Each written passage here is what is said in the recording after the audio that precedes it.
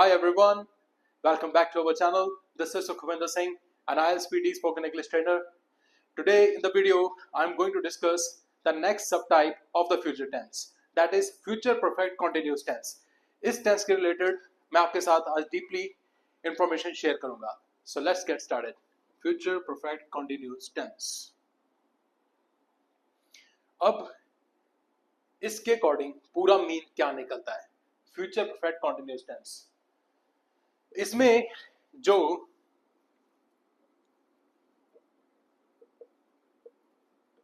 Action of time है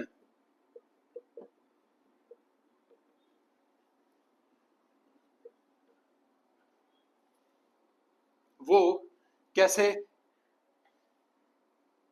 use होता है.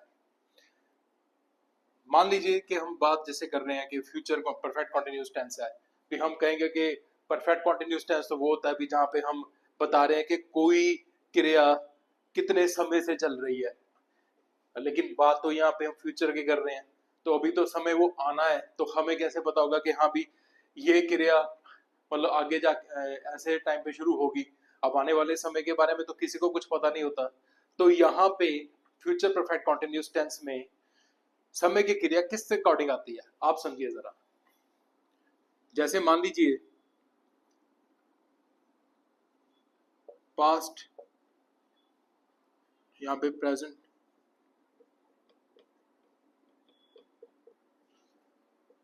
Then future.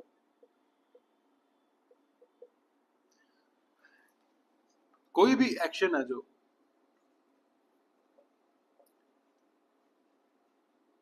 जो पास्ट से शुरू हुआ था, प्रेजेंट में होके आगे फ्यूचर की तरफ जा रहा है, मतलब आने वाले समय में भी वो एक्शन एज इट इज जा रहा है.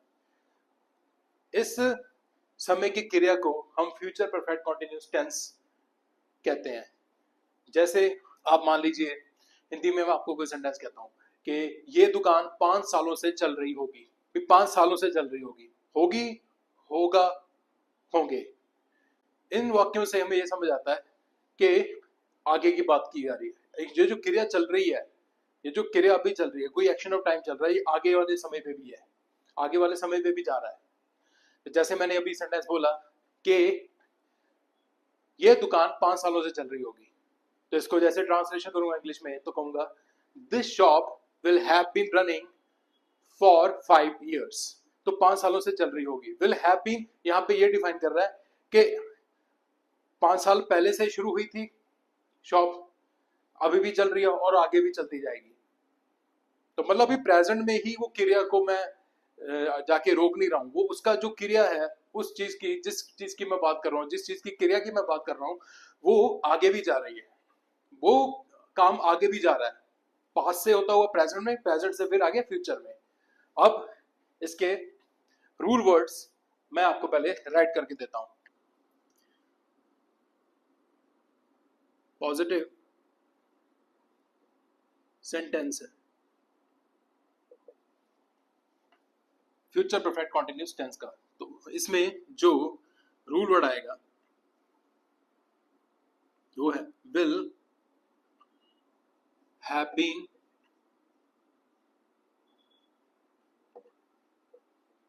shall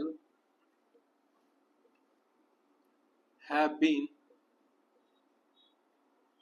plus verb की first form plus ing. Negative sentence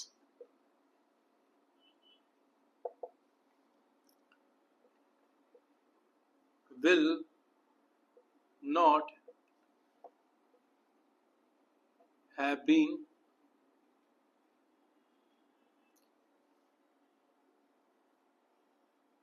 shall not have been plus verb की first form plus ing. जहां पे कॉन्टिन्यूस टेंस आता है ऑब्वियसली वहां पे वर्ब की फर्स्ट फॉर्म प्लस आईएनजी साथ में आती है, क्योंकि ये जो चीजें है ना, ये जो चीजें हैं ये समय की क्रिया को चलते हुए रूप में शो करती है कि कोई क्रिया चल रही है, जैसे रनिंग रनिंग फॉर्म में है। जैसे यहाँ पे विल बी ना आके विल हैव बीन आया, शैल हैव बीन आया, तो ये चीजें क्या डिफाइन कर रही है, इनके साथ जो हैव बीन आ रहा है ये डिफाइन कर रही है कि कोई क्रिया कितने समय से हो रही है या आगे जाएगी।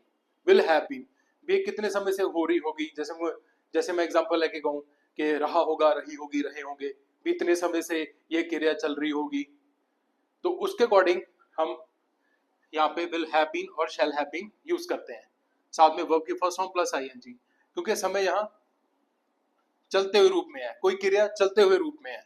फर्स्ट इसके हम पहले पॉजिटिव सेंटेंस करके देखते हैं। They will have been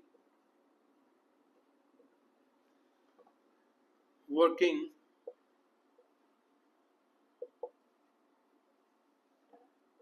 in this company for 8 years। वह 8 सालों से इस कंपनी में काम कर रहे होंगे। वह 8 सालों से इस कंपनी में काम कर रहे होंगे। तो यहाँ पे मैंने विल हैव बीन बोला, शैल हैव बीन नहीं। तो यहाँ से एक चीज कंफर्म होती है कि जो ये सेंटेंस, जो ये वाक्य पर्सन बोल रहा है उसे पक्का कंफर्म है कि 8 सालों से ही ये लोग इस कंपनी में काम कर रहे हैं। तो जैसे सेकंड सेंटेंस लेके चलिए, ही shall have been using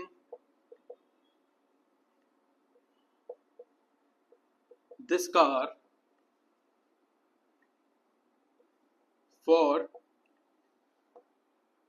4 years।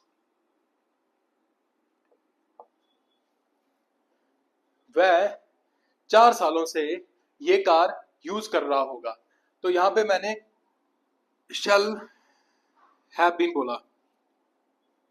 तो यहाँ पे जैसे मैंने बोला कि वो मतलब 4 सालों से वो ये कार यूज कर रहा होगा, तो यहाँ पे मुझे परमानेंटली कंफर्म नहीं है कि 4 साल ही हो गए हैं, हो सकता है उससे कम हो या उससे ज्यादा हो चुके हैं, लेकिन मैंने अपनी तरफ से एक आइडिया दे दिया कि हाँ भी 4 सालों से यूज कर रहा होगा, मतलब एक कह लो कि एक टेम्परेरी आइडिया दे दिया, लेकिन परमानेंट नहीं है, इसलिए यहाँ पे शैल हैव बीन यूज हुआ। एक सेंटेंस और देख लीजिए, we will have been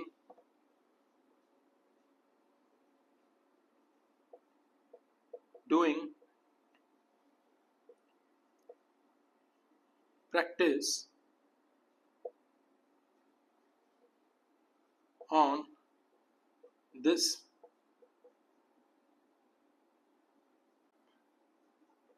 song for 2 hours। हम 2 घंटों से इस गाने पे प्रैक्टिस कर रहे होंगे। तो यहाँ पे हमें मतलब कंफर्म है कि 2 घंटे से कर रहे हैं, हमें यहाँ पे क्लियरेंस है कि इतने समय से ये क्रिया चल रही है, उसकी टाइमिंग की क्लियरेंस है। तो यहाँ पे विल हैव बीन आया। देखिए यहाँ पे एक चीज है, फॉर और फॉर, ये जो मैंने फॉर यहाँ पे यूज किया इनके साथ, यहाँ पे बोला तो मैंने से है, फॉर का तो हम कहते हैं लिए के लिए, मैंने यहाँ पे से बोला है, तो यहाँ पे फॉर क्यों आया? क्योंकि टाइम जो यहाँ पे शो हो रहा है ये 8 years है, ये 4 years है, ये 2 hours है, यहां पे जो टाइम है वो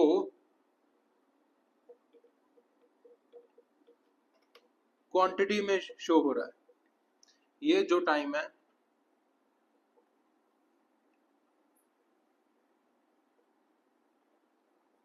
क्वांटिटी में हम शो कर रहे हैं यहाँ पे।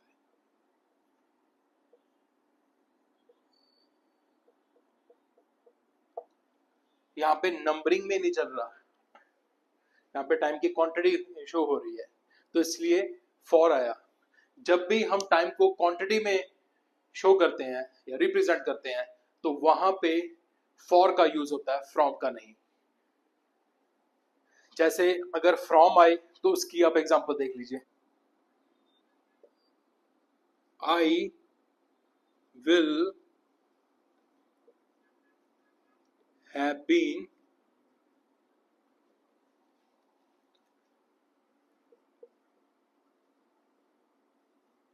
traveling from 11 a.m.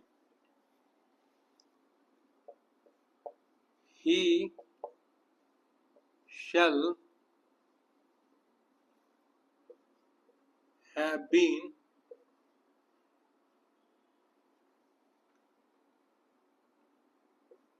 playing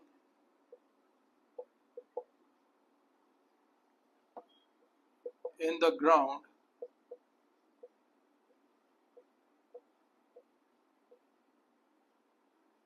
from 4 p.m. I will have been traveling from 11 a.m. मैं सुबह 11 बजे से सफर कर रहा हूँगा। Second sentence, he shall have been playing in the ground from 4 p.m. वह शाम 4 बजे से ग्राउंड में खेल रहा होगा। तो यहाँ पे फ्रॉम आया ये AM PM के साथ, क्योंकि यहाँ पे जो क्रिया है, समय की जो क्रिया है वो नंबरिंग में शो हो रही है, क्वांटिटी में नहीं। कितने बजे से कोई चीज हो रही है, सो यहाँ पे नंबरिंग में शो हो रहा है, not in quantity. That's why यहाँ पे हमने फ्रॉम का यूज किया। भी इतने बजे से या उतने बजे से कोई कार्य हो रहा होगा या हो रहा है, वहां पे हम फ्रॉम का यूज करते हैं उस टाइम को शो करने के लिए, क्योंकि टाइम वहां नंबरिंग में शो हो रहा है, क्वांटिटी में नहीं। आई होप आपको यहाँ पे क्लियर हो गया होगा। कोई दो सेंटेंसेस मैं फ्यूचर परफेक्ट कंटीन्यूअस टेंस के लिखूंगा, पॉजिटिव सेंटेंस, उनके नेगेटिव सेंटेंस, नेगेटिव इंटरोगेटिव और इंटरोगेटिव आप अपनी तरफ से बना के देखिएगा।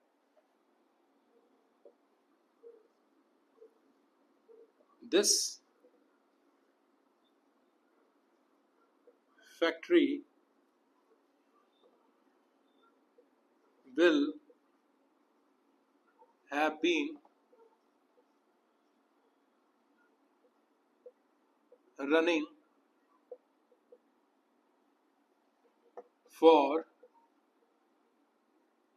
10 years. ये फैक्ट्री 10 सालों से चल रही होगी। सेकंड,